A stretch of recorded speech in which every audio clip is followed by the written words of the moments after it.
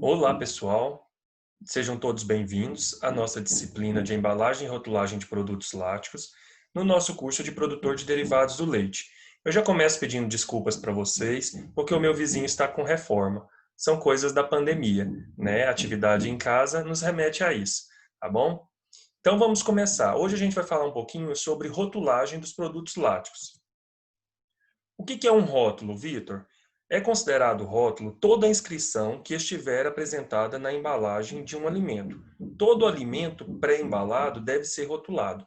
Então, pessoal, o que é o rótulo? Qualquer inscrição que esteja na embalagem, isso é chamado de rótulo, tá? E aí a gente tem algumas especificidades, algumas coisas específicas que devem ser levadas em consideração na hora de elaborar esse rótulo, tá? Todo alimento pré-embalado deve ser rotulado. O que você quer dizer com isso, Vitor? Eu quero dizer que todo alimento que não é embalado na frente do cliente, na presença do cliente, ele deve ser rotulado, tá? Deve conter ali algumas informações, tá certo? Para o cliente saber, qual produto ele está consumindo. Nós temos aí algumas informações obrigatórias. Cabe lembrar, pessoal, que cada produto específico tem a sua legislação, tá? Seja ele de produto animal, de produto de origem animal, vegetal, processado ou não, por exemplo, com leite cru, com leite pasteurizado, tá certo? Então, cada produto específico tem a sua legislação. Eu não tenho como passar um modelo para vocês e falar assim, sigam esse modelo aqui, que todos os produtos vão ser esse modelo. Não tem. Mas a gente tem algumas informações obrigatórias. E dentre elas eu vou falar um pouquinho para vocês, tá certo? Denominação de venda do produto, listagem de ingredientes, conteúdos líquidos, identificação de origem, identificação de lote, prazo de validade, instruções para a principal utilização do preparo pelo consumidor. A gente vai falar mais aprofundadamente sobre elas um pouquinho para frente. Informações obrigatórias. Para produtos lácteos, deve-se atentar ao estabelecido no Regulamento Técnico de Identidade e Qualidade do RISPOA. Vitor, o que é esse RISPOA? É o regulamento de inspeção que inspeciona produtos de origem animal, tá? Então, como eu disse, cada produto tem o seu regulamento, cada produto tem a sua legislação específica. Então, a gente deve se atentar para que não ocorra nenhum erro na nossa rotulagem. Temos aí também algumas outras informações obrigatórias, como por exemplo, contém ou não contém glúten, é colorido artificialmente, contém lactose, símbolo de transgênicos, dentre outros. Por quê? Hoje a gente tem legislações específicas para pessoas que têm algum tipo de deficiência, né? Algum tipo de alergia ou alguma coisa assim. Por exemplo, a gente tem os celíacos, né? A gente tem os fenilcetonúricos, a gente tem os intolerantes à lactose, né? Então essas informações precisam estar presentes nos rótulos para que essas pessoas tenham a segurança de consumir um alimento que seja específico para elas, tá bom? Tamanho mínimo de letra. O tamanho das letras e o número da rotulagem obrigatória, exceto a indicação dos conteúdos líquidos, não pode ser inferior a 1 milímetro. Pessoal, então a gente não pode colocar nenhuma letra com menos de 1 milímetro no meu rótulo. Para quê? Para garantir a fácil identificação daquela frase, daquela palavra, daquela letra, certo? Aí nós temos algumas informações que são proibidas numa rotulagem, tá? Então, quando eu falo de produtos láticos, é proibido eu passar uma informação falsa, né? Que atribua efeitos ou propriedades que não possuam, né? Ou que destaquem a presença ou ausência de componentes que sejam intrínsecos aos próprios alimentos de igual natureza. Ou seja, por exemplo, eu não posso colocar que o queijo é feito de leite pasteurizado se ele for de leite cru, porque isso é uma informação falsa, que pode acarretar danos ao consumidor, certo?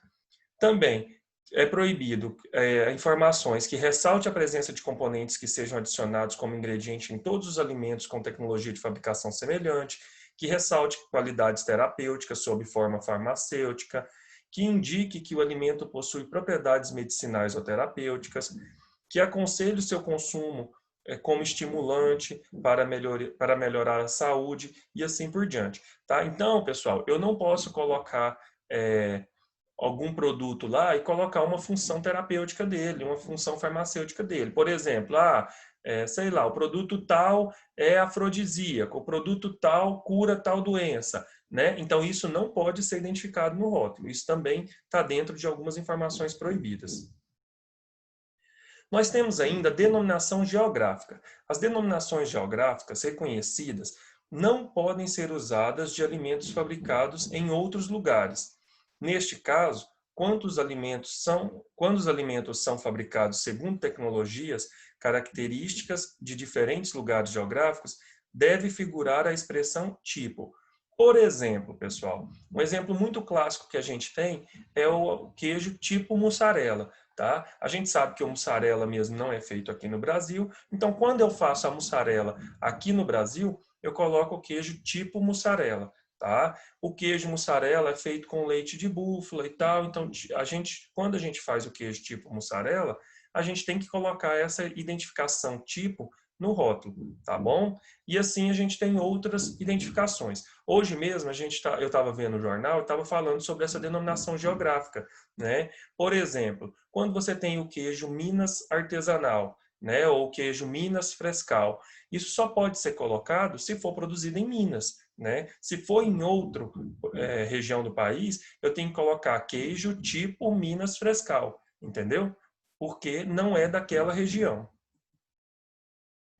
Local de rotulagem. A rotulagem dos alimentos deve ser feita exclusivamente nos estabelecimentos onde ocorre a sua elaboração ou fracionamento. Pessoal, eu só posso rotular um alimento no qual eu produzo ou eu fraciono, tá certo? Então, eu não posso pegar um alimento pronto, tirar o rótulo e colocar o meu rótulo ali, tá? Isso configura fraude. Idioma. Com a informação obrigatória, deve estar escrita como a informação obrigatória deve estar escrita no idioma oficial do país de consumo, deve-se observar a legislação dos mesmos. O que eu quero dizer com isso? Eu estou produzindo queijo que vai lá para a França, por exemplo. Né? O idioma do meu rótulo tem que estar em francês. E como como esse produto vai ser consumido lá na França, eu tenho que observar as legislações de rotulagem dos produtos que vão lá para a França, tá certo? Então, cada região tem a sua especificação. As legislações brasileiras de rotulagem dos alimentos está harmonizada com os países integrantes do Mercosul. Nos casos de exportação para esses países, o fabricante deve colocar uma etiqueta complementar no idioma oficial do país onde o alimento será consumido. Então, a nossa legislação está em acordo com todos os países do Mercosul. Então, se eu vou transportar o meu produto para lá, se eu vou exportar o meu produto para algum país que faz parte do Mercosul, basta eu colocar uma etiqueta com o idioma daquele local, tá certo? Aí aqui eu trouxe um modelo de rotulagem que tem algumas informações obrigatórias, só para vocês terem uma noção básica de como pode ser elaborado esse rótulo, tá? É um padrão a ser seguido? Não. É só um geral, uma informação geral que pode ou não ser seguida de acordo com a legislação de cada produto a ser embalado. Denominação de venda do alimento. No rótulo de um produto, deverá ser utilizada a designação aprovada em seu estudo técnico pela legislação brasileira, acompanhada da marca, fantasia e ou nome da firma processadora. Exemplo, no regulamento técnico do leite de vaca, consta leite e não leite de vaca ou bovino. Então, pessoal, para cada produto tem o seu regulamento técnico, né? Quando eu falo de leite de vaca, basta colocar a nomenclatura leite, tá? Se eu falo de leite de outra espécie, aí eu tenho que colocar a nomenclatura de acordo com a legislação, com que a legislação pede para essa espécie, tá? Por exemplo, se é o leite de cabra, eu tenho que colocar leite de cabra, tá? Mas quando é leite de vaca, basta colocar leite porque a legislação assim determina. Lista de ingredientes. Ingredientes são as substâncias que entram na composição do alimento com a função de nutrir. Então, todas as substâncias que tem naquele alimento com a função de nutrir são os ingredientes, certo? Declaração de aditivos alimentares. Aditivo alimentar é aquele ingrediente adicionado intencionalmente aos alimentos, sem propósito de nutrir, com o objetivo de modificar as características físicas, químicas ou biológicas ou ainda sensoriais. Muitas são as funções de aditivos alimentares, relacionadas a algumas mais conhecidas, como antioxidantes, corantes, conservador, edulcorantes, aromatizantes, acidulantes, entre outros. Pessoal, geralmente esses aditivos são utilizados para dar coloração, para conservar o alimento por mais tempo e assim por diante, tá? Prazo de validade. O prazo de validade deve ser expresso em ordem numérica, não codificada. O mês pode ser indicado por meio das 3 primeiras letras. Pessoal, como que eu determino o prazo de validade do meu produto?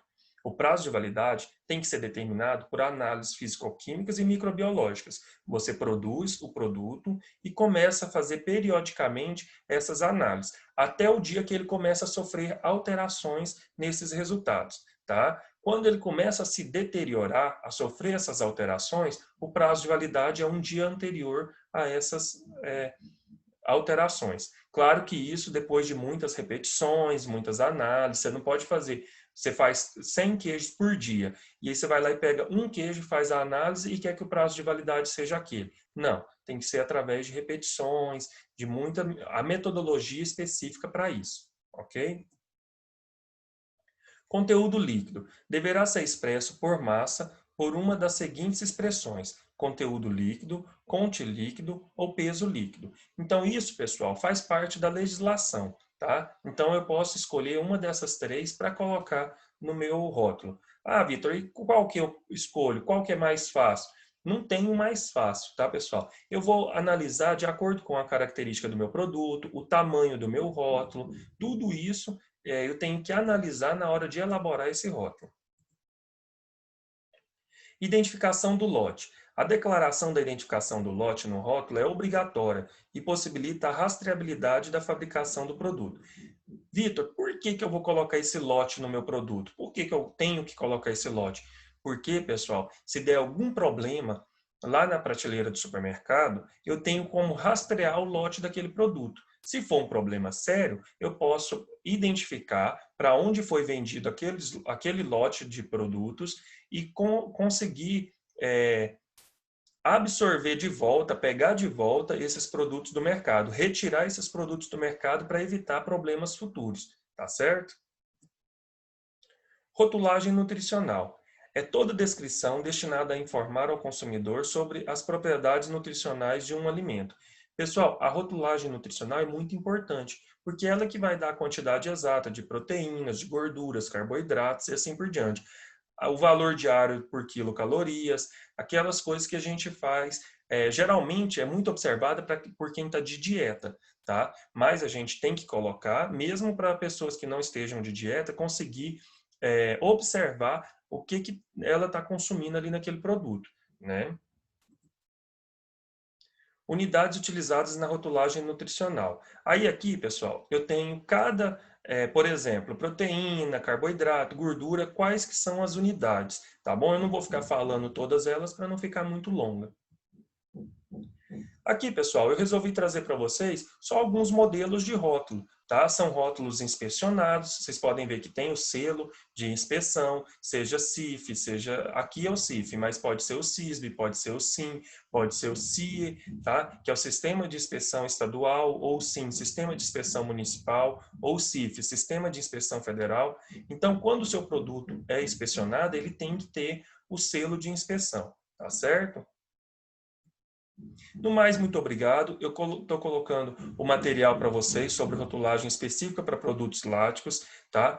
Tem o fórum de discussões, tem as atividades avaliativas, não deixe de fazer e faça também a nossa prova final. Ok, pessoal? Muito obrigado e até a próxima aula.